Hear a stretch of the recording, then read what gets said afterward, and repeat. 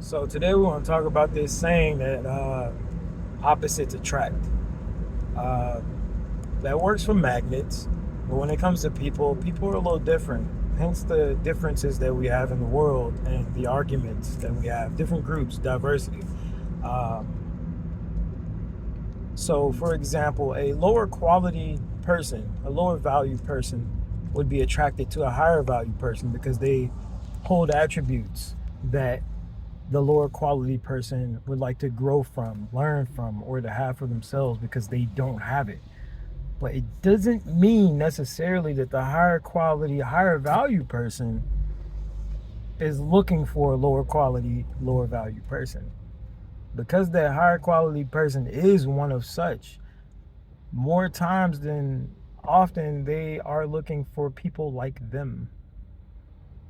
So lower quality doesn't necessarily mean, lower value doesn't mean like it's bad or not good. It just means that the value isn't viable. I don't know how to put it, but like the things that make you a higher quality, higher value person aren't accessible to everyone else.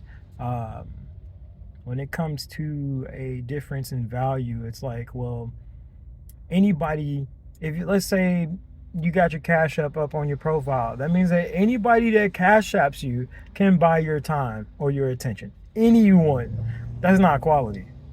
That's great value. Anybody could afford you. Anybody with $5 or $6 can subscribe to your channel and see everything about you. That's not valuable to higher quality people. The things that are valuable to higher quality people actually don't have a price tag on them, like honesty, loyalty, consistency.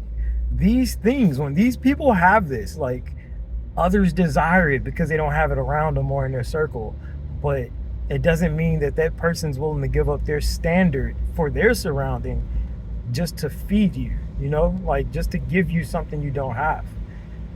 So before you can gain access or you bother someone of a higher quality, higher standard, you have to bring something to the table. And a lot of times it doesn't mean like this is all I have. Sometimes it might mean sit down and increase your value. Sit down and don't yearn to interact with someone else. Raise your own vibration. Stop leeching off other people.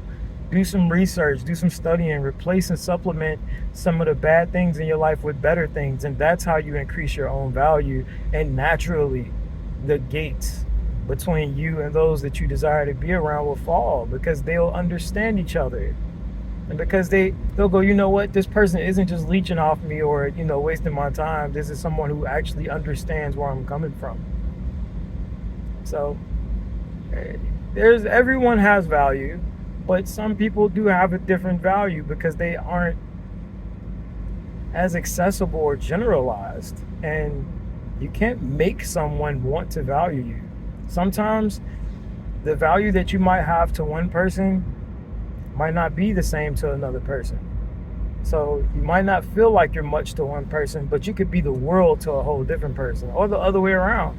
You might have been the world to another person, but the things you bring to the table mean nothing to someone else. Either way it goes, all that really matters is how you value yourself. If you value your time, if you value what you bring to the table, that's perfectly fine for your self-confidence. But all money ain't good money. Sometimes you gotta, hold tight and just wait for the people that do value you, because you're not meant to be around everyone else. You're not meant to be around everyone. Some people aren't meant to be around people, period. But those are nomads. They just keep to themselves. They just float around from place to place. Doesn't mean anybody's done anything wrong. Just gotta have value in yourself, quality time with yourself. It doesn't mean you can't yearn for a connection with another person. It just means you gotta be patient for the right people. Nothing wrong with that. Hopefully this helps somebody. Peace.